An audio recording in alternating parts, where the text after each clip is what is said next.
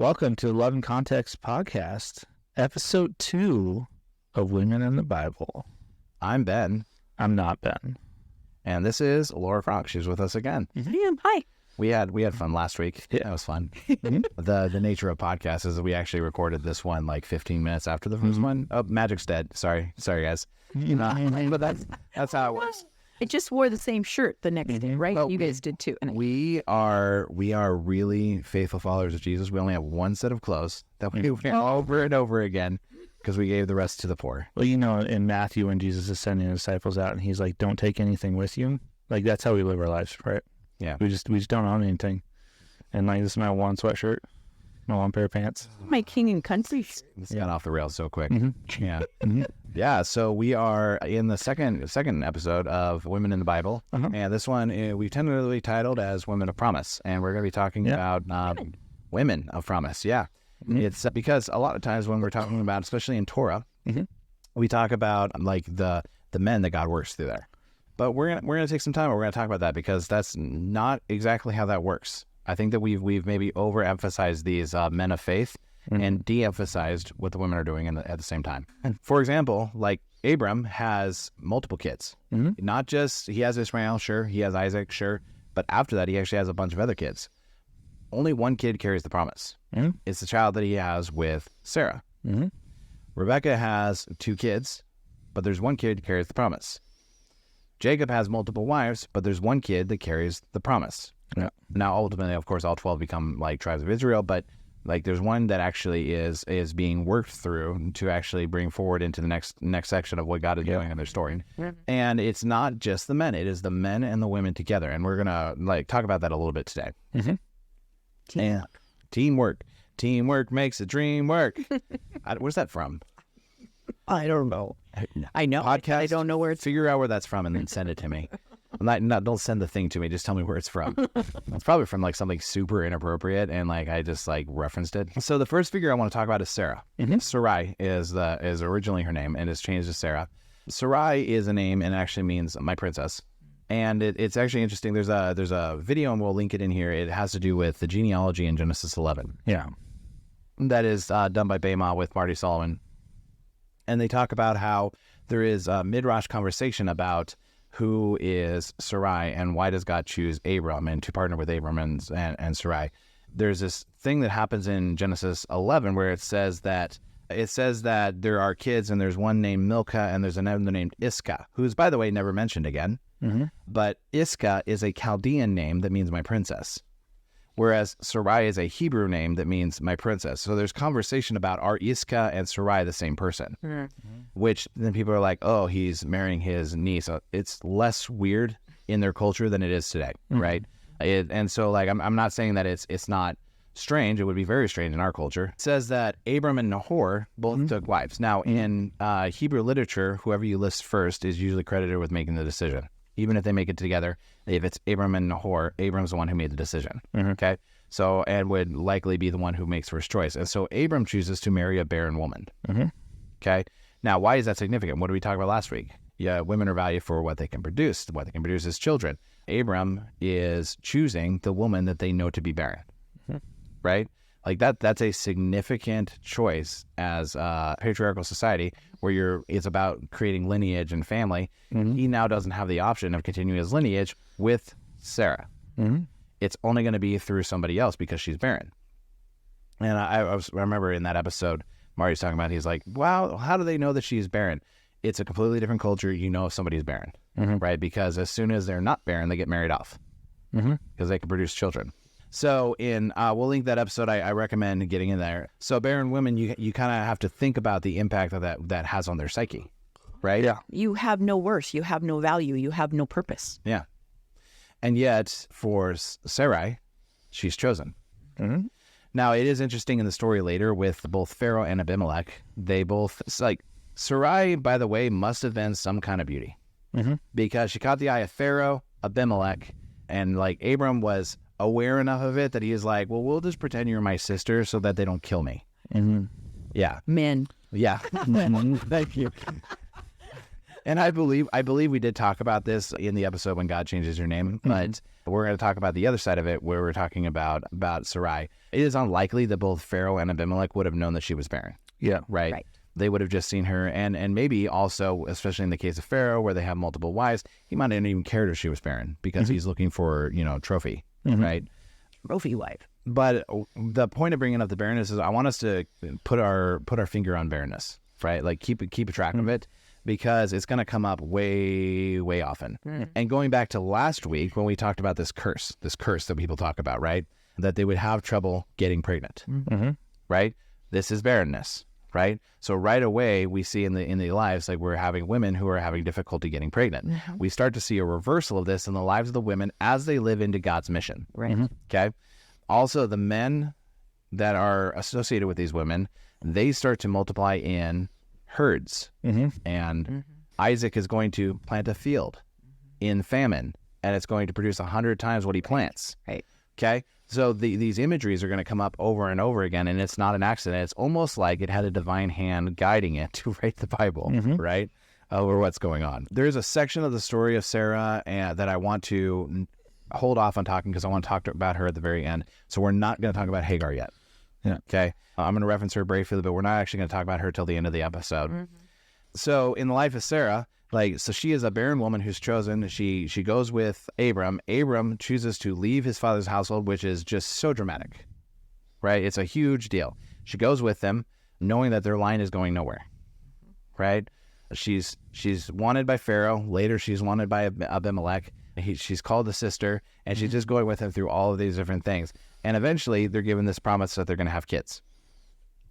Of course, they wait until she's like 90, right? Because what women really, when they definitely want kids, when they're 90. Right. Yeah. Like you were thinking, because you had your first kid, how old were you? I was 24. Yeah. You were thinking, I wish I was like 70 years older than this. Oh, at 66. No way. Right. Yeah. We were talking about when my mom came down when she was with the kids for a week. That she's like, I'm so tired. And I was like, yeah, That was 24 hours. The reason there is a reason the young have children. Trust me.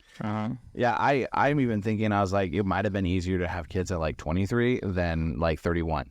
Yeah. I was like, that being said, like nobody on the podcast is having through listenership is having has any sympathy for me. No. Yeah. One, because my kids are awesome, so they have no sympathy. And nobody on this podcast who is 90 wants to have kids. No, nobody who's listening who No matter how desperate you are. Yeah. So like it's like 90, 99 is how old Abram is, and so they're quite aged when they're having kids. But What's the life expectancy during that? Well, so it says that Sarah dies at like 115, 120. I forget exactly what the text says. It's over 1. So we're probably looking in the range of like 90 to 120. Okay. So maybe the last third of their life. Yeah, probably. And so there's a story where 3 visitors come by Abram's tent. Now, he's just received the sign of the covenant, which is circumcision. And so he's been circumcised, and he's sitting in the front of his tent, recovering. Because Gently. Yes, it's much more difficult when you're older than when you're younger. There's a reason why people get circumcised on the 8th day as opposed to the 90th birthday. Right. Right. And then he recognizes these 3 visitors, and in whatever capacity you want to have a conversation about it, like he recognizes that as God. And he says, well, hold on, let me make you some food. And so he goes and he's running around, which there's a great story about like how Abram's is full of generosity and love. But one of the things that's interesting is he tells Sarah to take 3 seahs of fine flour, right, to bake bread. Okay, 3 seahs of flour is like making 120 loaves of bread. Like he's not messing around, so she's supposed to take 3 seahs of flour and make it into bread, and then of course 300 loaves of bread. Yeah, like 300 loaves. It's a lot. It's a lot of bread. And even if the bread in that time was not a loaf of bread like we think, still a lot of bread. Still a lot. Like however you want to define it, it's a lot of bread. And so there's a midrash in there where it talks about how Sarah was actually a miracle actually occurred that she could even make the bread, right? Because she makes all the bread for the visitors, sends food along with them on their way. But they're talking about the extravagant nature of hospitality. Now, this story is actually one that Jesus references in the New Testament because he says the kingdom of heaven is like a woman who takes 3 seahs of flour and bakes them into bread. Now, the problem is that we don't necessarily call it see as in the Old Testament, like the language doesn't transfer over, but that is absolutely what Jesus is referencing. And he says, the kingdom of heaven is like the hospitality that Sarah exemplified. Not Abraham. Yeah, and we're not actually downing Abraham because Jesus talks about Abraham a lot. Sure. But he actually in his teaching is referencing something that Sarah did. I mean, she made all those loaves. Yeah, she made all those. Abraham did not make those loaves. I'm sure he didn't. He was also probably in a fair amount of pain during that time. So He had the worst birthday present ever. but you think about Jesus making this statement. He says, the kingdom of heaven is like that day that we went by Abraham and Sarah's house, and she made us all that bread. And this hospitality, this love that we have for each other, and you actually have the Son of God referencing a very famous woman in the Bible, and talking about how this actually represents the kingdom of heaven. Yeah, Like that is a really cool thing that happens in her life, right? Well, 10, let's say 10 would have been good. 10 would have been great. I mean, okay, guys, here you can eat these and you can take we're talking 3 people. right, and take some for the road, right? But 300 plus? Was any of your family like one of those ones where you go over for dinner and they send you home with like 6 bags full of food? Hey, when Les and I were first married, that saved us. We didn't starve to death. But that's what it feels like, It's like if I go to grandma's house, I'm probably walking home with like a trailer full of food. And if the kingdom of heaven is like that, God's not just going to give us what we need and a little bit more. I mean, you're talking exponential. So whenever my family does like a big extended family gathering, it's usually like, and if it's going to be for multiple days, it's usually like, okay, you're going to do this meal, you're going to do this meal, you're going to do this meal.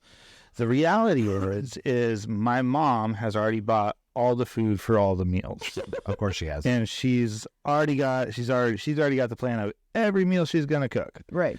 Right. And so, we still do our parts. We bring what we have to the table. And then then we get there, my mom's like, no, I got it. And then she makes something like way better than what we were going to make. Right. Yeah. And it happens every time. And then myself and my siblings were all like, why do we even bother? Like, we know that she's going to exercise the hospitality she knows how to exercise. Right. And so it's kind of like that, where it's like we're still bringing our stuff to the table, but God's already filled the table with everything we need. Right. Even better. Right. Even better. Well, and the fun thing at this story is that's when God tells Abraham, he's like, when you come through next time, like Sarah's going to be pregnant, and she goes, and she laughs. Like, to be fair, Rightfully so. Yeah. right? Right. Because and she's like, man, am I gonna give a baby to that wrinkly old dude over there? Right. That baby is gonna be as wrinkled as that dude.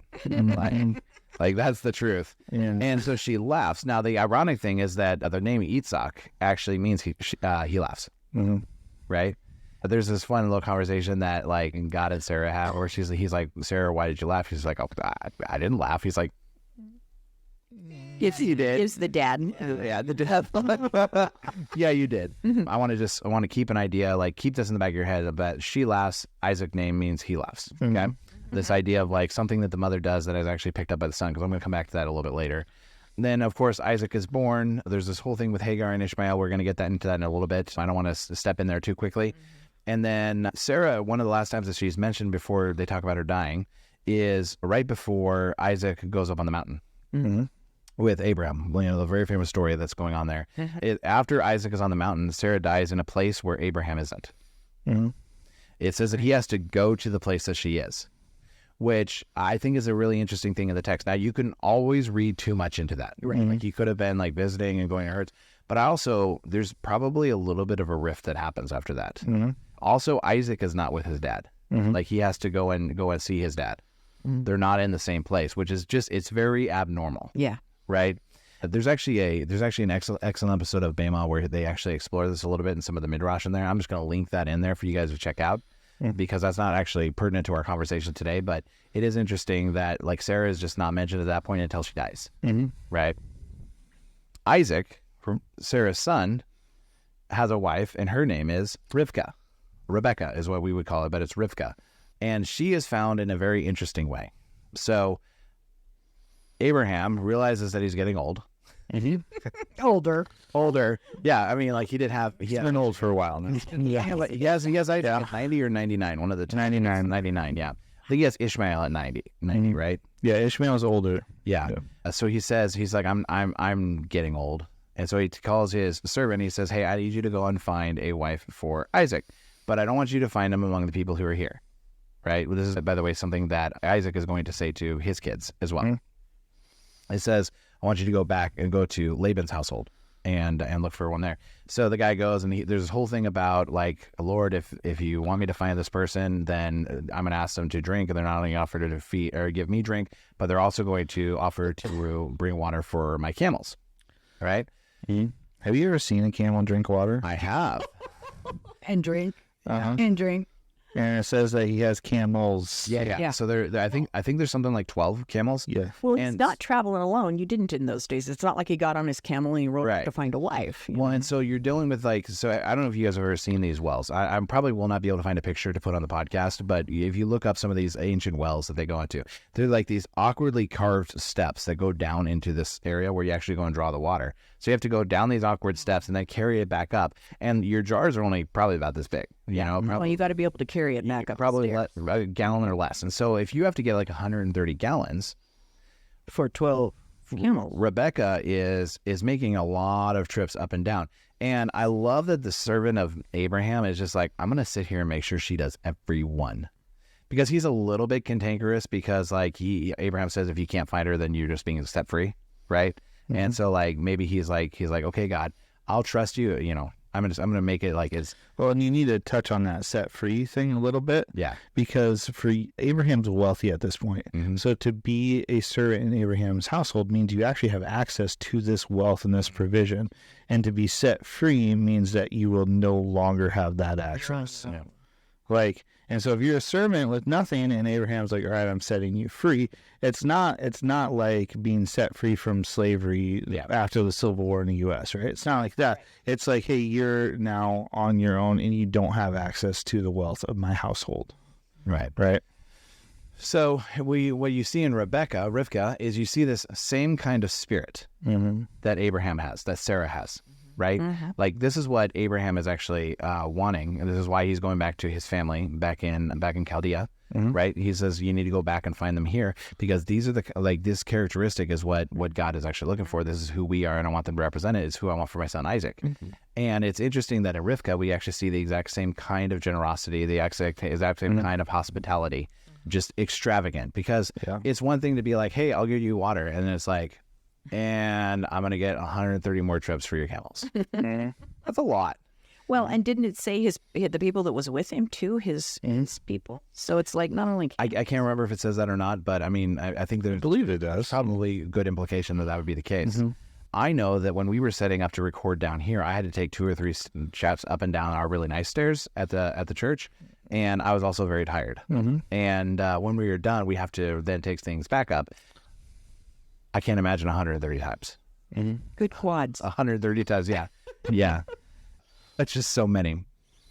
One of the reasons that Abraham sends her there is actually, it's previous in the book of Genesis. It actually says that Abraham had been told that Nahor had kids with Milcah, and so now there was actually kids in the line. So once again, if you're trying to keep things, sounds weird here, but keep things in the family. And keep your clan strong, connected. This is the idea. You would actually go and from or somebody closely related to your family.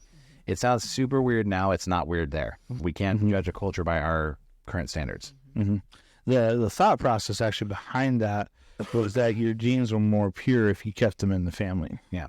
And so the Egyptians held on to that thought process. So that's why when you had Egyptian dynasties towards the end of almost every one of those dynasties, the last pharaoh usually had some sort of deformity because of the amount of incest that was going on.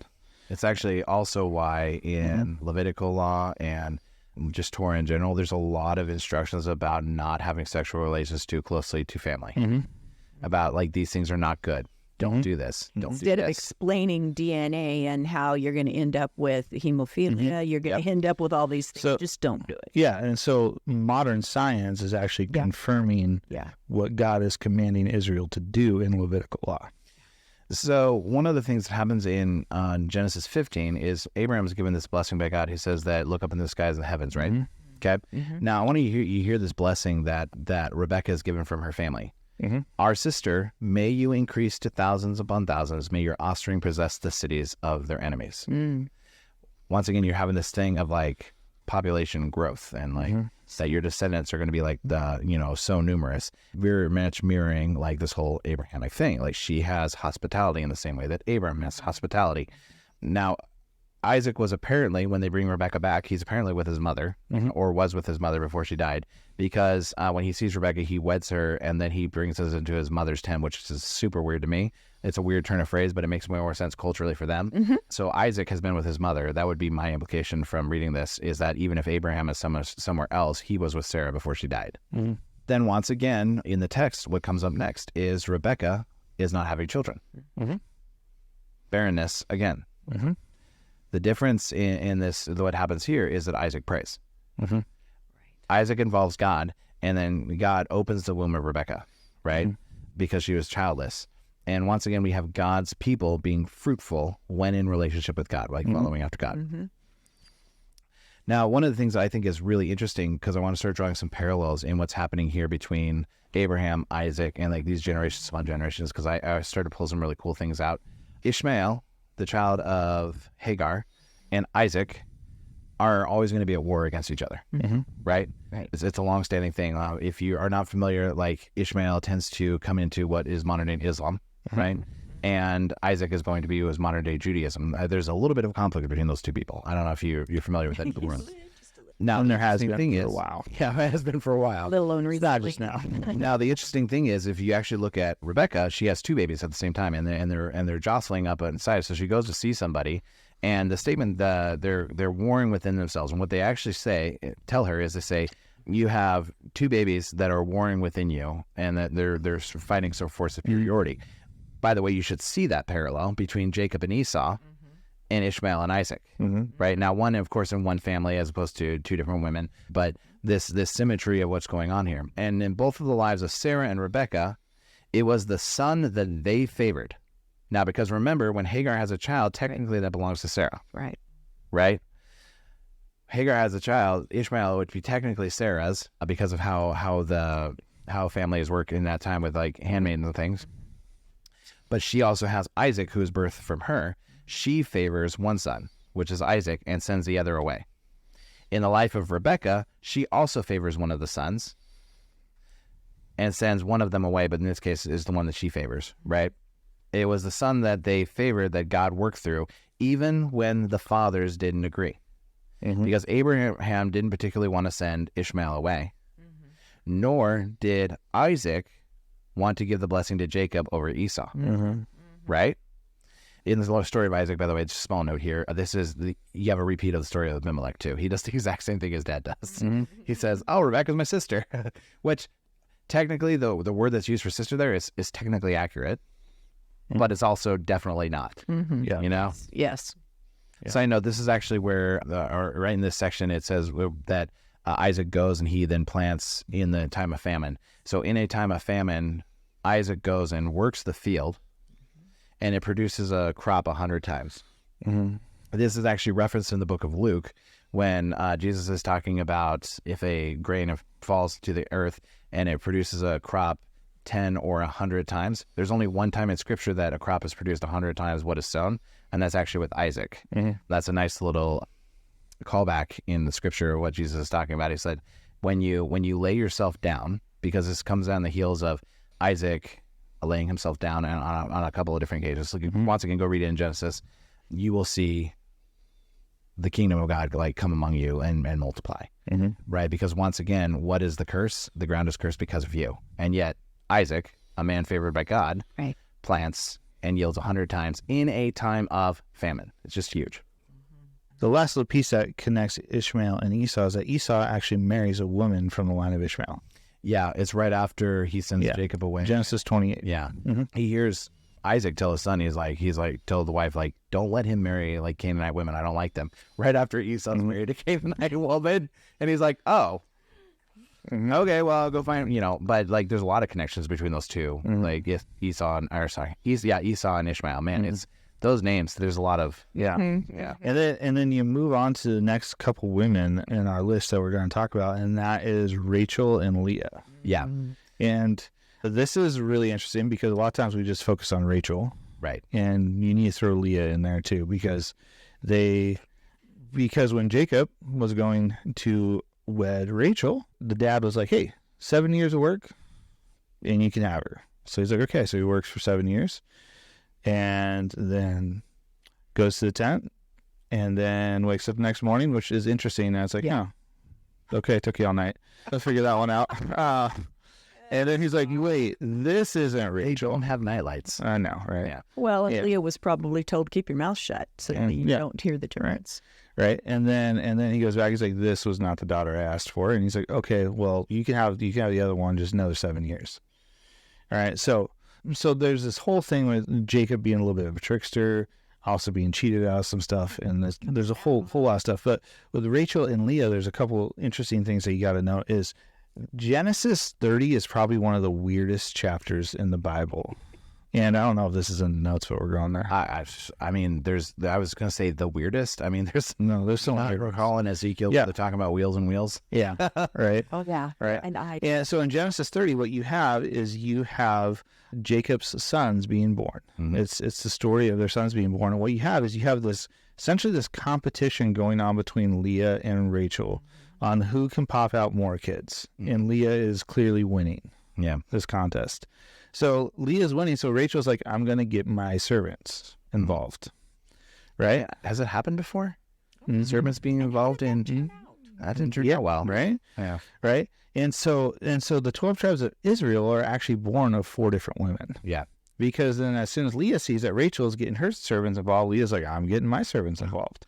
And so Genesis 30 is this whole story about the 12 tribes of Israel being born from 4 different women. Well, and getting there. Mm-hmm. So when we have Abraham, we have two children that are fighting. There is Isaac and Ishmael. Yeah. In the life of Isaac, there's 2 children who can't get along. There's Esau and there's Jacob. And then Jacob goes and he has 2 wives that can't get along, Rachel and Leah, sisters, by the way. And I was like, you do realize that's actually repeating the exact same thing, but now instead of 2 boys, it's 2 women. I think the moral of the story is don't spend too much time with your in-laws. Is that what it is? Well, here's the hard thing for Leah. Like, I really want to, I feel for Leah in the story, like so hard, because like one, God hears her, opens up her womb because she's barren up to that point and then produces children, right? But Leah she is married to Jacob. And then the next day he recognizes that she's not Rachel. Mm-hmm. So the promise is for another 7 years of work, but it actually says he completes his week with Leah and then he marries Rachel. Right? So he doesn't wait another 7 years to get married. He actually marries Rachel right away after a week. Mm-hmm. So whereas typically you would get married and you spend a full year getting to know each other, learning to love each other, all those different things. She only has Jacob to herself for 1 week. Mm-hmm. 1 week. And that's hard. Mm-hmm. You know, like everything about that. And like she's called with like weak eyes and all these different things. And she was not Jacob's beloved. Mm-hmm. He wanted. But a lot of her children, by the way, one of her children, Judah, is actually where we get the line of Jesse. It's where we get the line of Jesus with King David and a lot and the things that come through that line. It is incredible what God does through the life of Leah. Mm-hmm. Now, I will say that Leah is in this title where we call women of promise. While she is later a woman of promise, we're actually going to focus on Rachel on this particular one. Let me ask a question about Leah really quick. Yeah. Mm-hmm.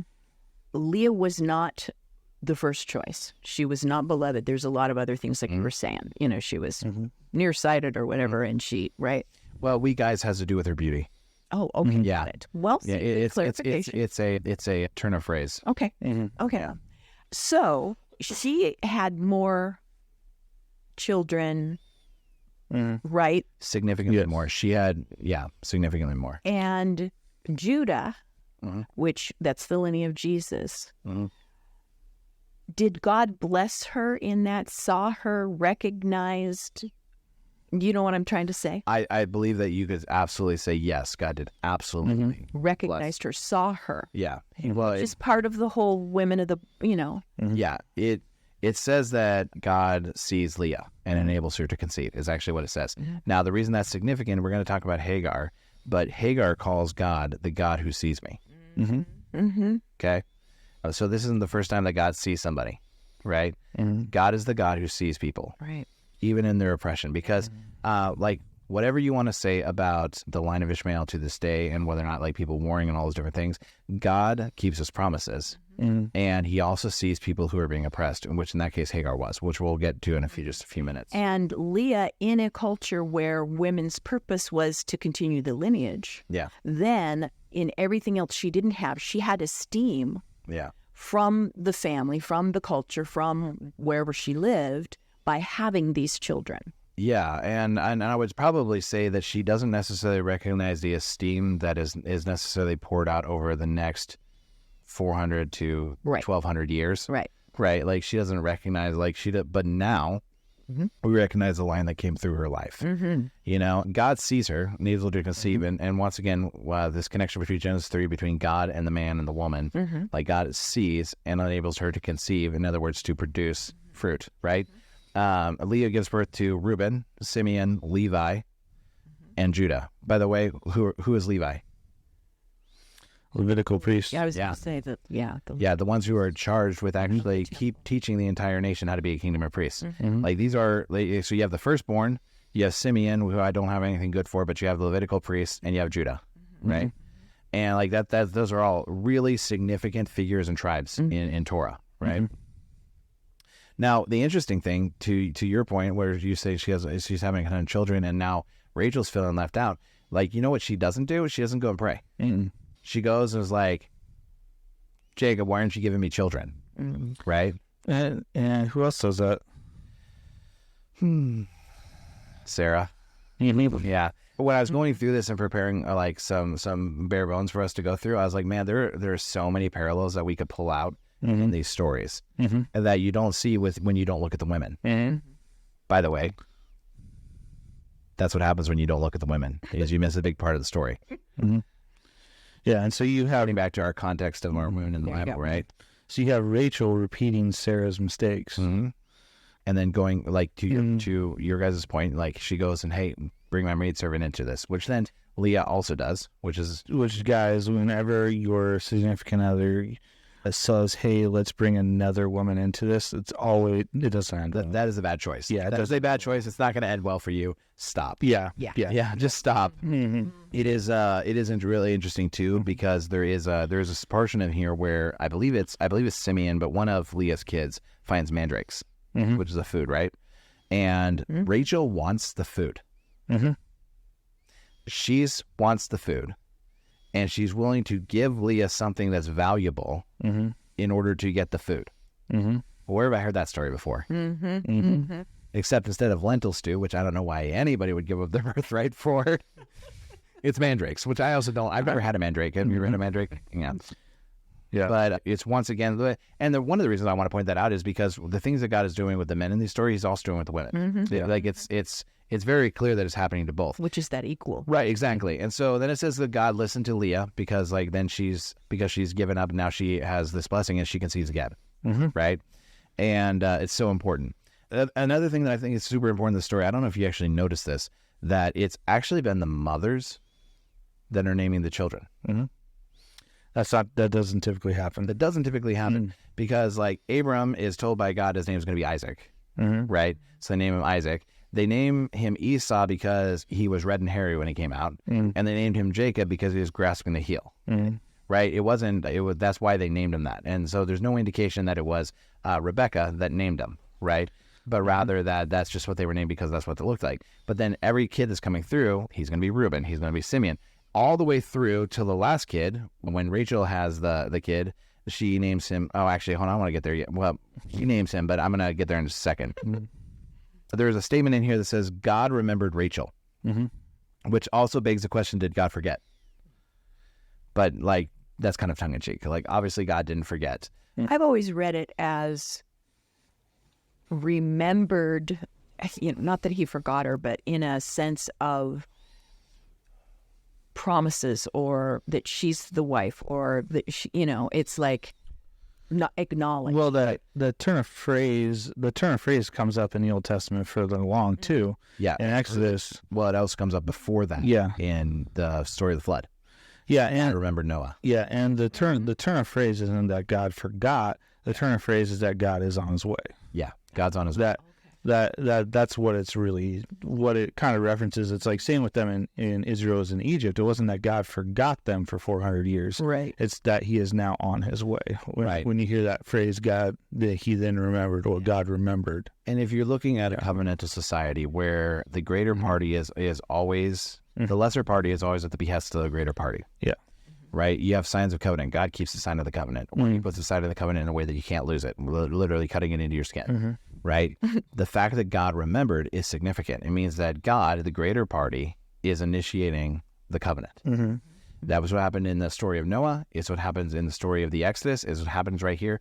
God is initiating his covenantal work in Rachel. He remembers and he is enacting change. He's coming to do something. And now Rachel has 2 kids. She has Joseph, who gets in trouble for a number of reasons. We talked about Joseph. Go check out the episode. Yep.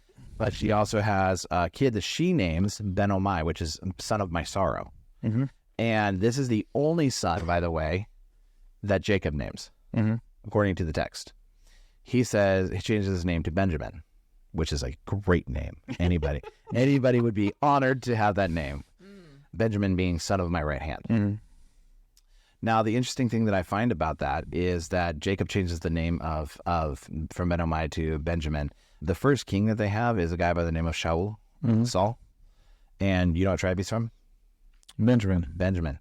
Do you know, normally, what God wants for a king is he wants somebody who's capable of shepherding his people. Do you know what Saul did for a living? Shepherd. He was a donkey herder. He wasn't a shepherd. The obstinate, and apparently he wasn't very good because he lost his donkeys multiple times, and that's how he found Samuel. He just went to a random house. He's like, oh, maybe I'll ask the prophet where my donkeys are there, But he was tall and he looked like a warrior, and so he looked like what you think a warrior, like a king should be. But like his character, he was from the tribe of Benjamin. Tribe of Benjamin was small. It was not significant. If you want your king, it should come from the land of Judah. I don't think that there's accidents in the text. I think that those pictures are clearly drawn. So let's go back and talk about Hagar, because I really think this is probably a good place for us to come back to. So Hagar is an Egyptian slave. Now, once again, we want to point out that slave doesn't necessarily mean slave in the same way that it did in the context of the American colonies, right, or European slave trade.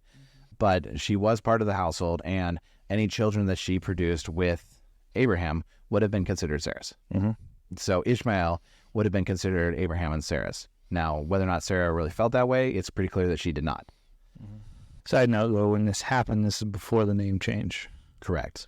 So you have Abram and Sarai. Yeah. And there's actually argument in the text on that of, since there was a name change that happened, does that actually nullify Ishmael as the firstborn to Abraham? Because God fundamentally changed Abram's identity from Abram to Abraham. And so there's actually some conversation about that. Little nuance. That's just go do some reading on your own. Well, but even at that point is Abraham does have, and once he's Abraham, he does have kids with other women once Sarah dies. None of them are the kids of promise. Yeah. It is only when man and woman work together that the promise moves forward. Right? That's what's going on over here over and over again. Now, if you're not familiar with the story of Hagar and Ishmael, it's Genesis 15 on, but there's some in that area they talk about a lot of different things. But essentially, it's Sarah's idea. She says, "Hey, why don't you sleep with Hagar and produce a child for me? Because clearly I'm barren." Right? Once again, she doesn't ask God. She talks to Abram and says, "Hey, why don't we solve this way?" And then, of course, Hagar produces right away and has Ishmael. And then Sarah mistreats Hagar because she has Ishmael and she's jealous, which is just unfortunate. Yeah. It's an unfortunate thing in the story. So, not surprisingly, Hagar doesn't really like it and leaves. And she's going and she's wandering in the desert. It says that she's got Ishmael with her. She's got Ishmael with her. And it says that she doesn't really know where to, she's not going to be able to make it, and realizes that she's basically this is it. So she puts the kid down and then retreats about a bow's shot distance away. Okay. it's just a weird note in the story. And it says that she's there and she is on the ground, and then it says that God hears the cry of Ishmael, the Zedekiah, that the cry of the baby. He doesn't hear Hagar. He hears Ishmael. Then he comes to Hagar. He says, "Hey, what's going on?" And she explains it, and he says, "If you go back, this is what I'm going to do through your line." Ishmael is the son of Abraham. Yeah. I'm going to do this, and this. Like, yes, there's going to be, like, he's going to have war with him, but he's also going to have a line. He's going to have a nation. But I'm going to take care of you, Hagar, because even though Abram and Sarah screwed this up, I'm still going to take care of the promise. I'm still going to fulfill the covenant. I'm going to make sure that things are taken care of on your part. And Hagar, the Egyptian slave, who is not a follower of Yahweh, says, "Now I understand that you're the God who sees me." And that is significant. One of the first people to recognize in the Bible that God sees them is not only not a Hebrew, it's a woman, right? A slave woman. A slave woman. Somebody who is not used to being seen says, "Oh God, you see me." Which I think is a message of huge encouragement. By the way, for women today, when you are serving God and you don't feel seen, God sees you. Yes. Right? Not just women, men too. Like if God is calling you and all these things, you're not feeling seen, God sees you, and He's working His work through you. So trust Him. Now, the reason I think that's interesting is it says that about the bow's shot is it says that Ishmael grows up to be an archer. So Isaac's mother laughs, and his name becomes He Laughs. Ishmael's mother sets him down about a bow's shot away, and he becomes an archer. How old was Ishmael at this time? I mean, young enough that he's crying. So, I mean, it was somewhere between 1 and 3, I would guess. It was before Isaac was born, though, right? Yeah, it was before Isaac was born. And Ishmael's quite a bit older than Isaac. Yeah, he ends up being about 10, 11 years older, somewhere in that range. Because he's supposed to have Ishmael when he's 90, and he has Isaac when he's 99. So, like, we're just sitting, like, 9 years away, older. Hagar is a hard part of the story because we see God's grace in the midst of the people of God who didn't look the part in that moment, right? I do think that we see the faithfulness of God through the whole situation, right? Yeah. One last connecting piece between Ishmael and Esau, by the way. Ishmael is an archer, right? Who would probably be a hunter in that aspect. Isaac works the land near the mother's tent. Esau is a hunter. Jacob is near the tent once again, right? Patterns that come up over and over again. Sarah doesn't want Ishmael to get an inheritance. Rebecca wants Jacob to have the blessing, right? These things just come up all over and over again. And all throughout these stories, we're told they're about these men in the stories. But I think that what we've established over the last 40 minutes, there's actually quite a bit about the women in these stories. Yeah. There's actually almost more about the women in these stories than there is about the men. Yeah. And they're a significant portion of the story. And that's really abnormal for text of this age. Yeah. Right? Yeah. That there's any stories in here about women at all is crazy. That the women are named is significant, right? That the women are named and then there's information about them, because you can give a lineage and go, John married Betty and, they had Bob and Bob married Sue, but the fact that there's actual information about them, and not just lineage information, but emotional information. Yeah, we know how they felt. We know how they prayed.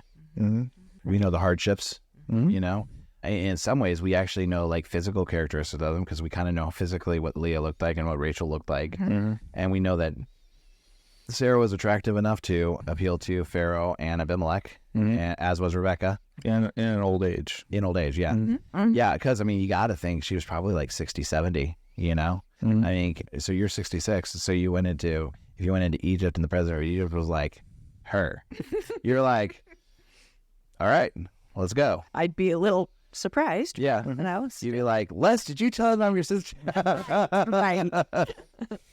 Look.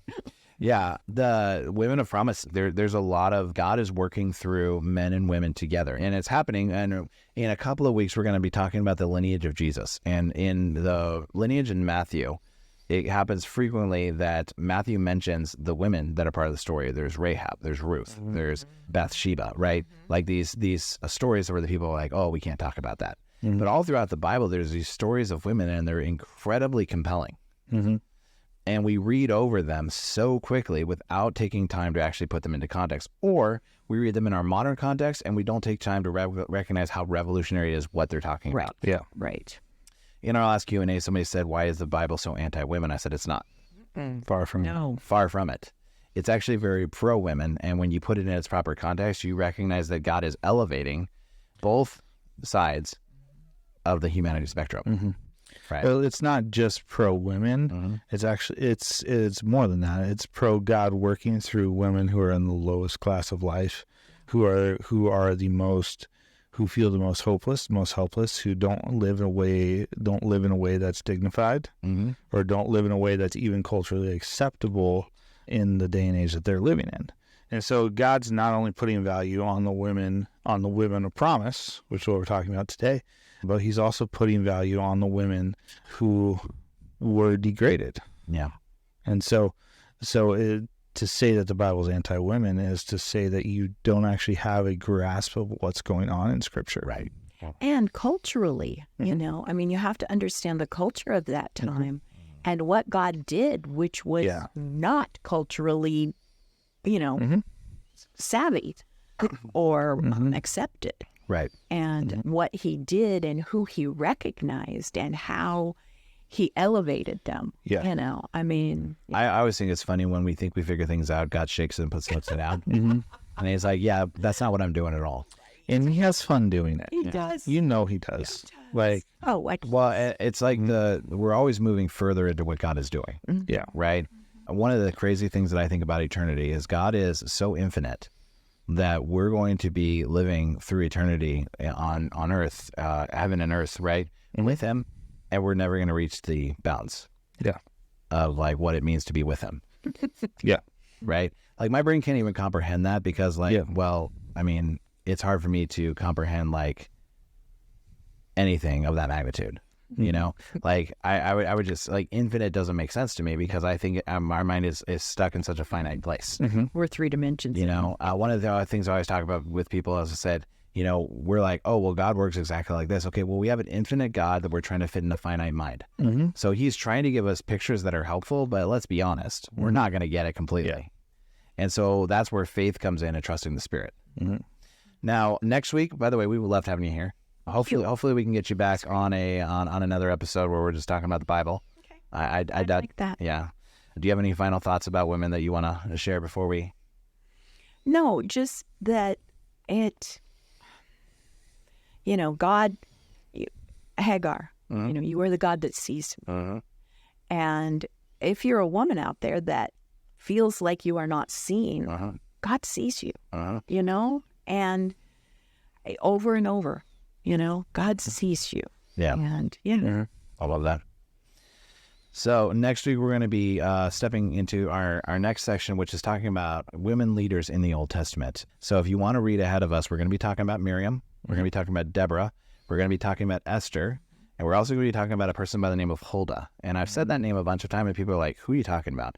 I'll give you a hint. It's in Chronicles. that was Les's grandmother's name. Huldah? Huldah. That's so great. I should have had him on the stuff. But we definitely don't need 3 guys talking about women.